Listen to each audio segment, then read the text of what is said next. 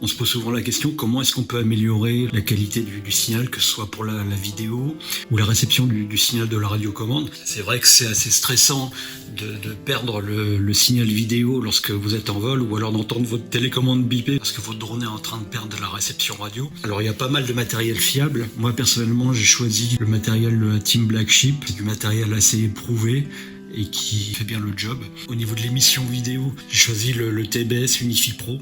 Alors là, vous le voyez sous le format RACE. Je l'utilise sur beaucoup de mes drones. Et c'est vrai qu'il y a une bonne qualité d'émission vidéo. Alors évidemment, il vous faut aussi mettre une bonne antenne pour que ça marche bien. Également, il faut que vos lunettes ou votre masque aient de bonnes antennes pour que vous tiriez vraiment profit de ce TBS Unify Pro. Il peut émettre jusqu'à 400 mW. L'avantage également, c'est qu'il a un dissipateur intégré. C'est vrai que les VTX comme celui-ci ont tendance à chauffer pas mal. Et si vous volez pas, au bout d'un moment, ça va être tellement chaud que il va se mettre en sécurité. Celui-là, avec ce dissipateur, vous êtes tranquille. Vous pouvez être un long moment soit faire des réglages, il va pas chauffer outre mesure. Et donc c'est un réel avantage. Donc c'est le TBS Unify Pro Race 2 qui a cette caractéristique-là. Alors un autre avantage, c'est qu'il peut être alimenté en 6S directement à partir de la LiPo, ce qui n'est pas le cas sur beaucoup de VTX. Et au niveau du câblage, on a quelque chose de vraiment très classique.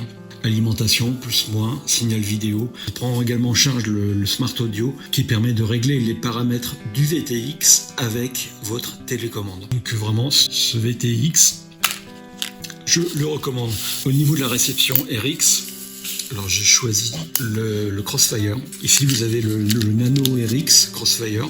Alors c'est tout petit et ça porte à des kilomètres. La distance théorique c'est 50 km. Donc autant vous dire que si vous faites des vols comme moi pas très très loin, vous n'aurez aucun problème au niveau de la réception de votre télécommande. Alors bien sûr, il faut que votre télécommande ait un module Crossfire Nano Micro RX. Ça marche vraiment très bien. J'en ai jamais cramé un.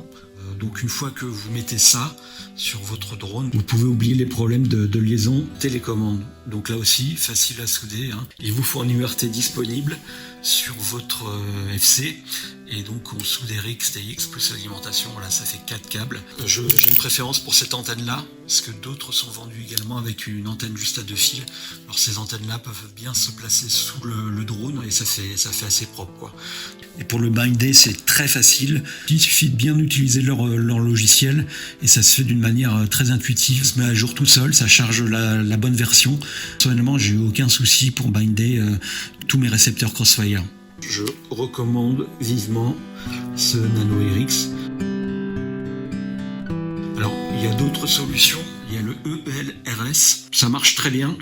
L'avantage du Nano RX, le Crossfire, c'est que c'est toujours le même. Vous n'avez pas tout à réinventer quand vous installez votre récepteur, parce que disons au niveau du ELRS, il y a beaucoup de modèles disponibles. Alors il y en a qui marchent plus ou moins bien, même si c'est beaucoup moins cher. Il y a toujours un moment de doute en se demandant est-ce que il va marcher aussi bien que le précédent.